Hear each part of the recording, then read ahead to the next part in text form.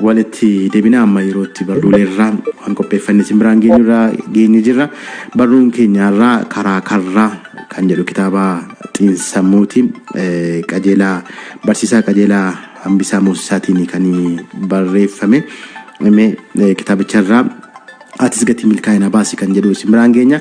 Maaliin milkaa'u gaaffii jedhuuf deebiin gatii baasuudha. Gatii maalii? Gatii sadarkaa jireenyaatiif kaffalamuu qabu mara isaanoo maal fa'i?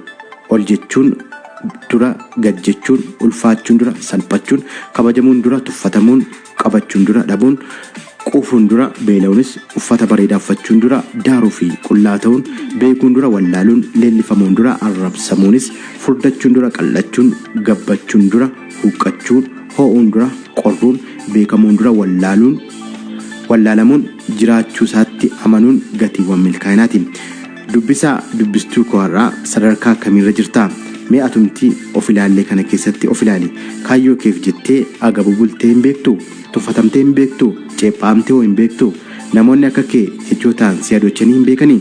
Mul'ataa fi kaayyoo qabda ta'a. Garuu qabeenya hin jiru. Namoota kaan waliin sochoof ni feeta ta'a. Garuu humni jiraachuu dhabuu mala. Dhalootaaf ibsaa ibsuuf fedhii ati qabdu olaanaa ta'a. Garuu ilaalchi ati kaayyoo keef qabdu namoonni siif qaban garaagara ta'uu mala. Akka yeroota keetii atis sadarkaa eeggattee ni carraatta ta'a. Garuu maatii gahaa yookiin namni si bira dhaabbatu hin jiru. Hiriyoota kee waliin ga'umsa keessa kee jiru dudubbachuu ni feeta ta'a. Garuu isaaniin of madaaluu hin dandeessu. Haala uffannaa fi jireenya isaanii ilaaltee sammuun kee mul'ata hedduun badhaadhaa ta'uu mala.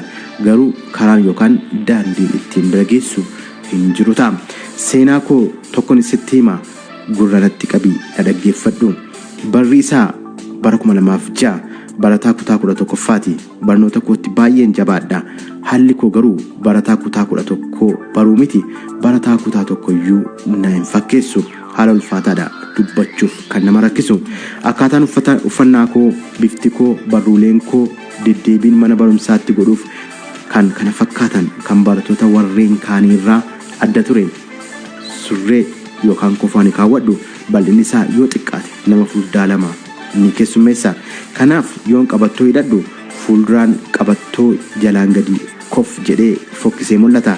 Kun immoo barataa waan na hin fakkeessineef daran haamilee barnoota koof qabu laaffiseera.